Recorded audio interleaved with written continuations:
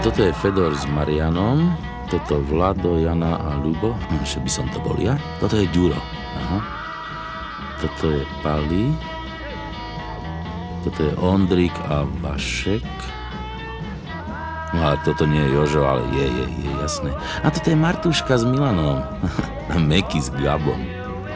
No a títo, kto by si už na nich nespomenul.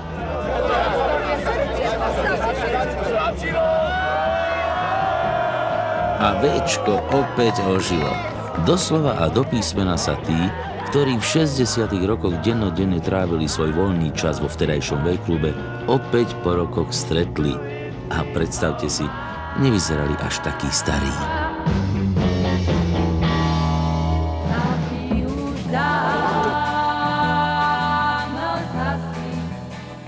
Do mesta prišlo ráno krokom belasí. Lampy už dávno zhasli. Bol to vysokoškolský klub, ale my sme hlavne v tom období do toho 71. 2.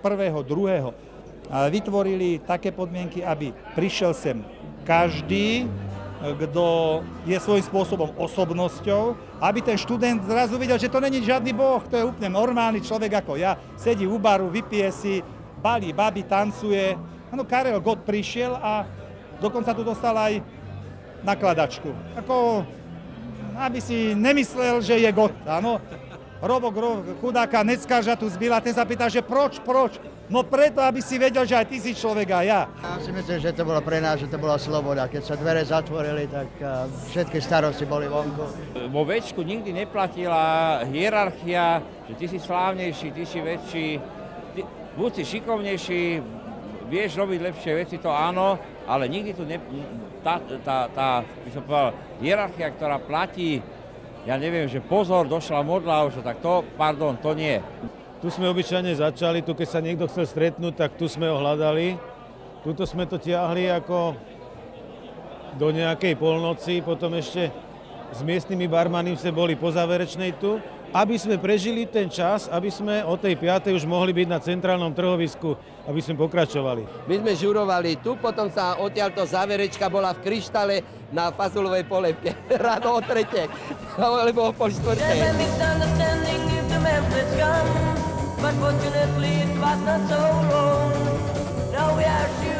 Kresťania majú svoj Rím, Mohamedáni Meku, milovníci výtvarného umenia Louvre, futbalisti Maracanu či Wembley. Naša generácia mala svoje Véčko.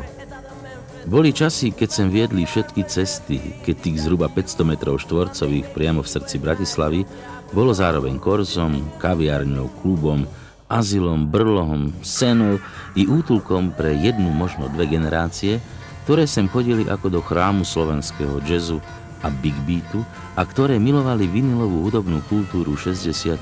a 70. rokov, ktorí hltali Korza, Kerouaka či Ginsberga a ktoré vo Véčku nachádzali absolútny úkryt pred zúriacím socializmom. To bola taká jediná bašta takej nejakej, nedá sa povedať demokracie, ale demokracie toho statútu vysokoškolského, ktorý tu existoval, pretože vidíte, to bolo prvé, čo komunisti zlikvidovali, lebo sa im to nepáčilo. My sme boli krásni, ľahkí, šarmantní, chceli sme dobiť svet. Ani jedna kultúrna alebo vzdelávacia slovenská alebo československá inštitúcia nemá 3 piesne o sebe. Keď vrelo Véčko, napríklad, áno, alebo Vina mužka, čo do Véčka chodieva, Meky Žvírka. Áno, nikde sa takéto veci nespievali ani o Národnom divadle, ani o všakých MDKO a krajských osvetových strediskách. A bolo to jediné miesto, kde sa dalo chodiť, kde to bolo normálne, kde sa dalo piť, kde sa dalo fajštiť, kde si človek mohol nájsť frajera a kde sa vždy niečo dialo. A ako včera povedal najdlhoročnejší vedúci Ďuro Tokár, povedal, že ty si aj tak nemôžeš nič pamätať, lebo si bola vždy namazaná.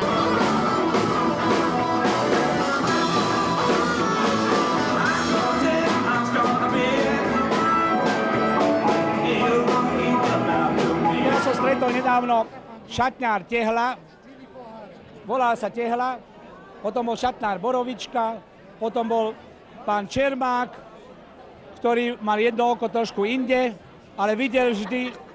Potom tam bola pani Belicová, ktorá bola v záchode, tu na ľavo trošku. No ale muzika je Igor Čelko, Citrón, teraz tu hrá, Igor Čelko tu hrá. Mňa volali Jackie. Johnny, Rúža, strašne veľa. Frigo, Guma. Meky bol Meky vždycky, že? Čvíro, Šaman, Godzilla. Stanley mi dal JC, Mekyho brat, Mekyho Šbírku brat. A mal na to taký vtip, že kto tu tam stojí vedľa Stanleyho? Pápež.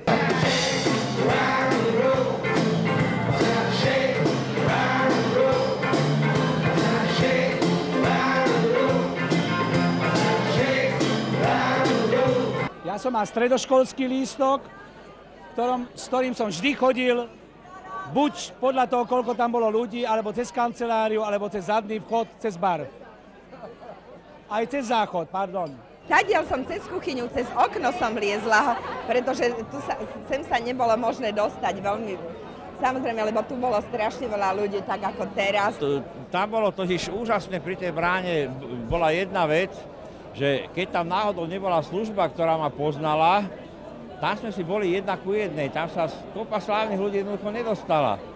Ja myslím, že to bujnelo a prekvitalo. Buď sme my pašovali nejaké kamarátky, ktoré neboli vysokoškoláčky, ale viem, že chodilo sa aj cez záchody, alebo sa nejakým spôsobom uplácala služba na bráne.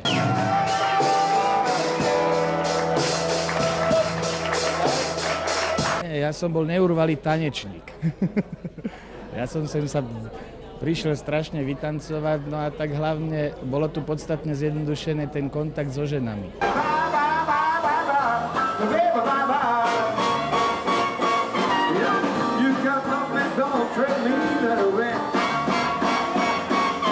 Pre mňa to bol obrovský zážitok a dodneska som z toho absolútne vedľa, ja som sa nespamätal a preto tak vyzerám. Považujem za svoje osobné šťastie a myslím si aj za šťastie jednej generácie, že našla svoj vysokoškolský klub, svoje Véčko.